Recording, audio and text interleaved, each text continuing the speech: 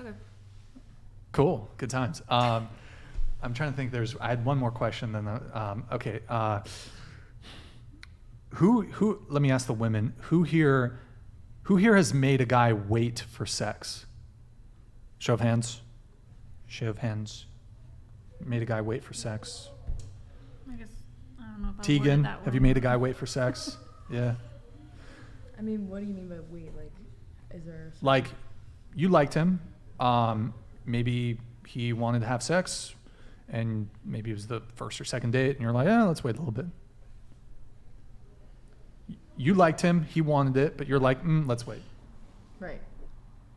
I think that was pretty much everyone except Farha, right?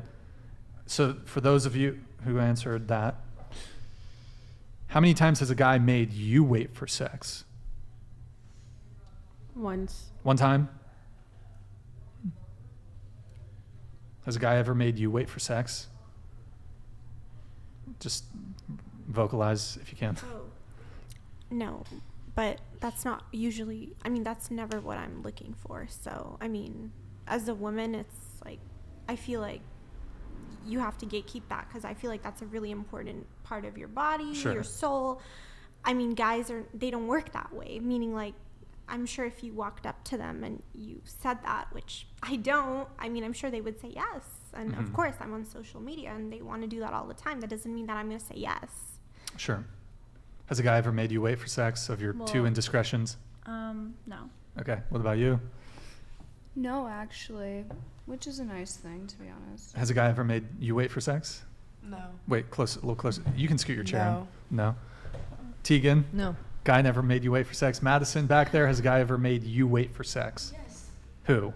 Frankie? No, my ex-boyfriend. One of he made you wait for sex? Okay, fair You know enough. what I think would be an interesting question, asking them, like, has any guy ever sexually rejected them? Like, they've wanted sex from them, and the guy has said no. It's pretty rare, I think. I've done that.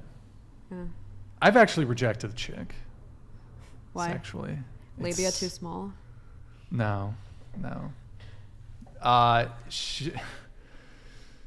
It's kind of, I'll tell you after the show. How about that? Okay. I'll tell you after the show. But yeah, yeah. But I mean, that kind of plays into, like, again, women control access to sex. Women are making men wait. Men are not making women wait. So, like, again, hookup culture, it's kind of, it's kind of on the women. Don't you think? But men can control it too. I agree, because I don't think a woman can technically make a man wait. It's his decision to do so. And if that's not a good prospect for you, as a man, you can walk. And I would encourage guys to do that, especially with women who are not saving themselves for marriage, who have given sex up earlier in the relationship than you currently are with that particular woman. And the reason why I encourage that is because it's kind of a barometer for how attracted the woman is to you by how little she needs in return in order to exchange sex for a relationship. And the higher a woman's attraction level is to you, the easier relationship you're going to have. The more effortless it's going to be, the more you're going to feel like lucky and happy to be there. And so it's just sort of like not worth it if you're going to be like willing to accept sexual treatment that she was not willing to give to other men in her past. More. But bro, I guess the point I'm trying to make is women have more access to being promiscuous, Like an average dude can't just be like running through chicks. Like an average chick. He can. Nah, bro. Not an average man. No way.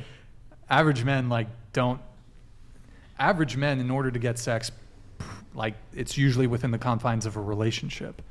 So You'd be surprised. So I guess the just related to the, like, who controls access to sex and, like, I know you weren't really framing it as who's to blame for hookup culture, but a larger proportion of women engage in hookup culture than do men. Because only a much smaller percentage of men are capable of engaging in hookup culture, whereas basically all women can participate in hookup culture, but not all men can participate in hookup culture. And this is evidenced by the fact that, for example, incels exist. It's so bad for them, they are involuntarily celibate. They're trying to get laid, they can't. Yeah, like I said before, I wasn't refuting that women could okay. more easily fuck. But more women participate in the hookup culture. I was saying, which party do you think is propagating hookup culture more? And I was saying probably the gender that enjoys casual, emotionless hookups. Well, I'm not sure. It's not apparent to me that that's the case for men. I think men are perfectly satisfied in long-term monogamous relationships. I don't know if that's necessarily true. I think that a lot of men have to make a virtue out of a necessity. And that Oh, you mean so you're saying out of necessity, men, because that's the only way in which that they can gain access to sex. I think for a lot of men, yeah. Okay. And I think that if those guys could snap their fingers and change places to a guy who has, let's say, effortless optionality with hundreds or thousands of attractive women, I think that would be a difficult choice not to That's make. fair. So men are monogamous out of necessity. Yeah. Okay. Although I think there's some men that are just like they have virtue, I guess, and they're not beholden to their animal instincts I and don't have sexual discipline. necessarily believe that a person is non-virtuous because they have sex with more than one person. Well, I'm not saying that, but for example, they might perhaps a virtue that they hold is chastity. They would not have that virtue, no. Who would not have that virtue? The man, in The- that case. Which man? The man who was having sex with multiple women. Oh, He definitely no. would not have the virtue of chastity. No, but there are some men that choose to be disciplined in their. Absolutely. There are a small subset of men, but Yeah. there are some out there. Are you saying that most men are dogs? I'd say that all things being equal, men want as much sex Okay. as they can with the fewest expenditure of resources possible. Word. Like Word. it feels like an essential to them. Totally. There's these great videos of women undergoing sexual reassignment surgery when they go from female to male, where they first get on testosterone. And it's like, yeah. And I highly encourage people to Google this or look it up on YouTube, because it's like they understand men for the first time when they're being exposed to testosterone. It's like they get it. And it's a way that I just don't think that most women have access to that feeling, that like it's on a cellular level. On some level, I'm glad that my libido has waned as I've gotten older, because it's so obnoxious.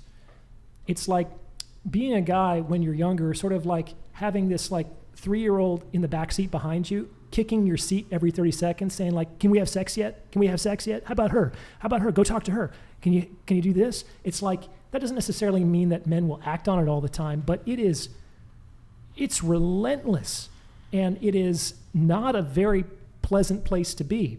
And I think it's only after that ebbs in your 30s that guys kind of can like, it's like this liberation, and they start to care about things other than sex more. It's almost like In their 30s? yeah, That's because the testosterone levels are dropping. exactly. And It it's used to be that early.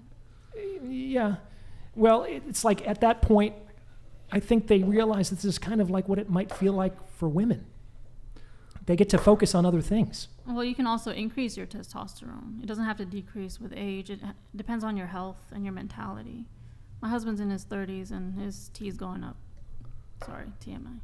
Word. No, testosterone never goes up over a lifespan organically. It only goes down. You can TRT. You can slow the that's in not in like organic, your 70s. Oh, right. Because like in the 1950s, men